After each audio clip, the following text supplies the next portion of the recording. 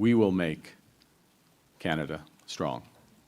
Mark Carney's promise on the campaign trail last month in Charlottetown came without one thing, a timeline.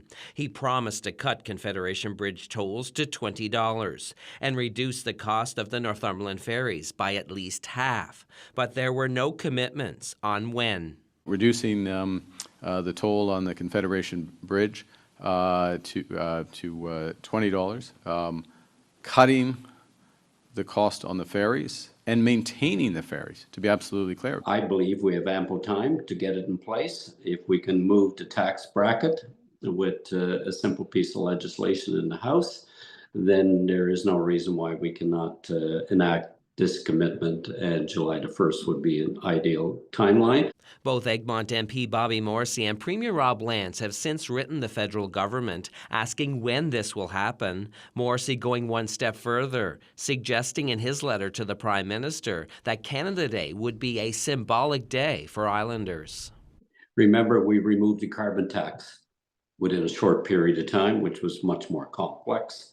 So reducing the toll, in my opinion, would be a very easy thing for government to do. It's going to be up to the federal government to figure out the mechanics of making this happen, but I don't see why they couldn't just change the signs at the bridge and reprogram their point-of-sale systems to make it $20 and then figure the rest out later. Tolls on the bridge are now more than $50. The ferry costs nearly $90. For that, I never mentioned tolls.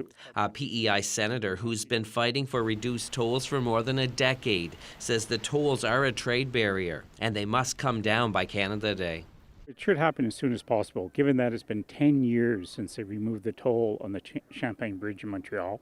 Champlain Bridge, as you know, is owned by the Government of Canada, as is Confederation Bridge. For the last 10 years, Islanders have been paying a lot of money to cross that bridge, and the ferry in Eastern P.E.I. The two tolls are coming down. We look forward to announcements sooner rather than later.